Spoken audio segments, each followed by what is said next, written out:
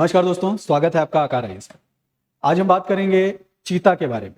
भारत में मध्य प्रदेश के Kuno national park के बाद में चीतों को दूसरी जगह लाने का प्लान किया जा रहा है और गांधी सागर अभयारण्य जो कि एमपी में है, मध्य प्रदेश में है, तो मध्य प्रदेश में अब कूनो नेशनल पार्क के बाद में दूसरी बार आप लोगों को चीते देखने को मिलेंगे।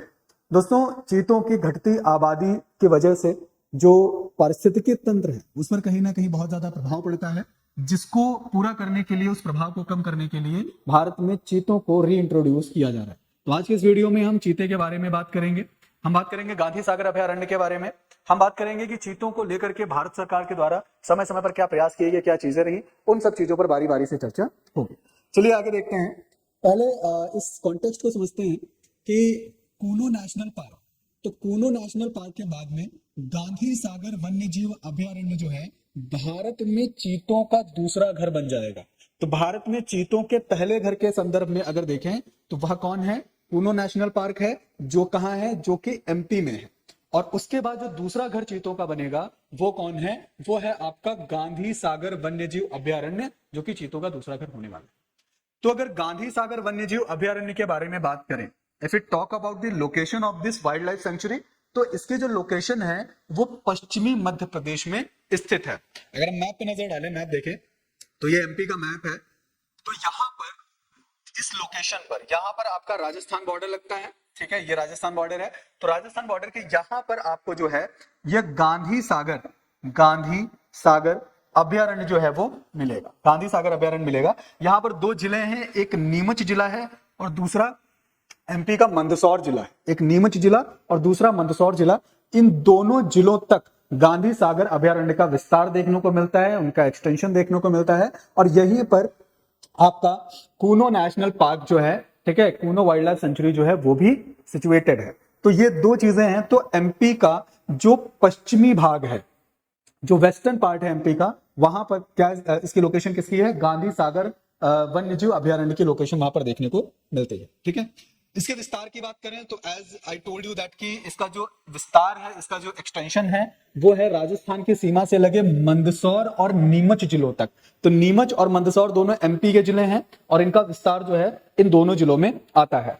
चंबल नदी जो है इस गांधी सागर अभयारण्य के बीच से होकर गुजरती है। तो यह गांधी सागर अभयारण्य को दो भागों में विभाजित करती है। तो अगर पूछा जाता है कि गांधी सागर अभयारण्य को विभाजित करने वाली नदी कौन सी है, तो गांधी सागर अभयारण्य को विभाजित करने वाली नदी चंबल नदी है। विस्तार की अगर बात करें तो नीमच और मंदसौर जिले, दो जिलों तक इसका विस्तार देखने को मिलता है। और लोकेशन की अगर बात करें तो मध्य प्रदेश के पश्चिमी भाग में गांधी सागर अभयारण्य जो है वो अवस्थित है। राजस्थान के बॉर्डर को क्या करता है? टच करता है। सीमाओं के भीतर गांधी सागर डैम और जलाशय, ये चीजें भी उपस्थित हैं।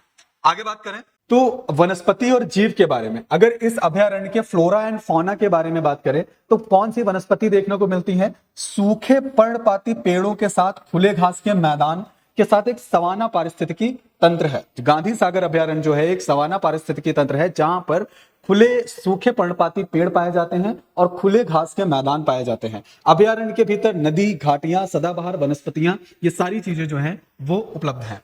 जीव जंतु के बारे में अगर बात करें तो इस अभयारण्य में जीव जंतुओं में तेंदुए, स्लॉथ, भालू, धारीदार लकड़बग्गे, भूरे भेड़िए, सुनहरे सियार, जंगली बिल्लियां, भारतीय लोमड़ियां और दलदली मगरमच्छ जैसी प्रजातियां जो है वो शामिल है। तो उसके फ्लोरा एंड फौना में सवाना टाइप क्लाइमेट है, सवाना इकोसिस्टम है, इकोलॉजी है, और सूखे पर्णपाती वनों के साथ खुले घास के मैदान आपको देखने को मिलेंगे। उसके साथ अगर जीव जंतुओं की बात करें तो तेंदुए, स्लॉथ, भालू, धारीदार लकड़बग्गे, भूरे भेड़िए, भारतीय लोमड़ियां, ये फ्लोरा एंड फौना जो है वो गांधी सागर अभयारण्य में उपस्थित है। इसके आगे बात करें चीतों के आवास की उपयुक्तता के लिए, कि आखिर गांधी सागर अभयारण्य में जिन चीतों को लाया जाएगा, क्या उन चीतों के लिए उनका जो हैबिटेट है, जो उनका आवास है, वो यहां पर सुलभ रहेगा कि नहीं रहेगा। तो अगर देखें तो केन्या का जो मसाई मारा एक नेशनल पार्क है। तो केन्या का जो मसाई मारा नेशनल पार्क है, उसी के ही समानांतर, उसी के ही पैरेलल जो है वो आपका गांधी सागर अभयारण्य है। तो कि मसाई मारा में चीते मिलते हैं, तो यानी कि अगर वो उस तरीके के सिचुएशन है तो इट मींस कि वो चीतों के लिए अच्छा हैबिटेट रहेगा। योजनाओं में देखा जाए तो राजस्थान के भैंसरोडगढ़ अभ्यारण्य के सहयोग के आधार पर चीता आवास को लगभग 2000 वर्ग किलोमीटर तक विस्तारित करना शामिल है। चीतों को लाया जाएगा राजस्थान के जो भैंसरोडगढ़ अभ्यारण्य है उसके सहयोग से कम अप्रोक्सीमेटली 2000 स्क्वायर किलोमीटर का एरिया जो है वो चीतों के लिए मिलेगा। तो सफिशिएंट हैबिटेट जो है चीतों के लिए गांधी सागर अभ्यारण्य में रहने वाला है। चीता के बारे में अगर बात करें तो चीता जो है उनका जो निवास है वो अफ्रीका और मध्य ईरान का जो एरिया है वहां पर चीतों का आवास स्थल पाया जाता है। ये सवाना, शुष्क पहाड़ों और पहाड़ी रेगिस्तान जैसे आवासों में रहते हैं। तो किस तरीके का आवास स्थल इन लोगों के लिए सुटेबल होता है? पहली बात तो सवाना, शुष्क पहाड़ और उसके साथ पहाड़ी रेगिस्तान जैसे जो एरियाज हैं वो बहुत ही सुटेबल हैं चीता के, टाइगर के हैबिटेट के लिए। 2021 में इन 2021 नवीनतम जो IUCN, ठीक है, जो कि रेड डेटा बुक रिलीज करता है जिसमें कि जो प्रजातियां हैं, संकटग्रस्त प्रजातियां हैं, सुभेद्य प्रजातियां हैं, संकट के निकट प्रजातियां हैं, या जो है लुप्तप्राय प्रजातियां हैं, उन सबकी एक पूरी सूची तैयार करता है। ठीक है, तो यहाँ पर IUCN का जो लेटेस्ट हमें आकलन देखने को मिलता है, एवेल्युएशन देखने को मिलता है 2021 में, तो उसके अनुसार वैश्विक चीते की आबादी कितनी थी? 6500 थी। यानी कि all over world global level पर जो चीते थे उनका नंबर कितना था? 6500 था according to the IUCN analysis. और इन्हें IUCN द्वारा सुभेद्य के रूप में सूचीबद्ध किया गया था, यानी कि वल्नरेबल सेक्शन में डाला गया था चीतों को IUCN के द्वारा इन 2021। एशियाई चीता चीते की 5 उप प्रजातियों में से एक है। एशियाटिक चीता जो है, चीते की जो 5 उप प्रजातियां हैं उनमें से एक प्रजाति जो है वो किसकी है? एशियाटिक चीते की है, जो कि गंभीर रूप से लुप्त प्राय है और केवल ईरान में पाई जाती है। तो एशियाटिक चीता जो है उसकी बात करें तो वह एक लुप्त प्राय प्रजाति है, यानी कि एक्सटिंक्ट कैटेगरी में है, और वो केवल और केवल कहां पाई जा रही है? ईरान में पाई जा रही है। ठीक है, आगे बात करते हैं कि भारत में चीतों का पुनः प्रवेश को लेकर के भारत सरकार के द्वारा क्या प्रयास किए गए। तो भारत में 1950 के दशक की शुरुआत में शिकार और उनके आवास के नुकसान के कारण चीते गायब हो गए। तो 1950 के दशक की जब शुरुआत हुई तो चीतों के गायब होने का जो सबसे बड़ा कारण रहा, सबसे बड़ा फैक्टर रहा, वो ये रहा कि उनका शिकार बहुत बड़े स्केल पे किया जाने लगा। उसके साथ साथ उनके आवास, उनके हैबिटेट को भी क्या पहुंचाया जाने लगा? नुकसान पहुंचाया जाने लगा, जिसकी वजह से चीतों की आबादी में कमी आने लगी।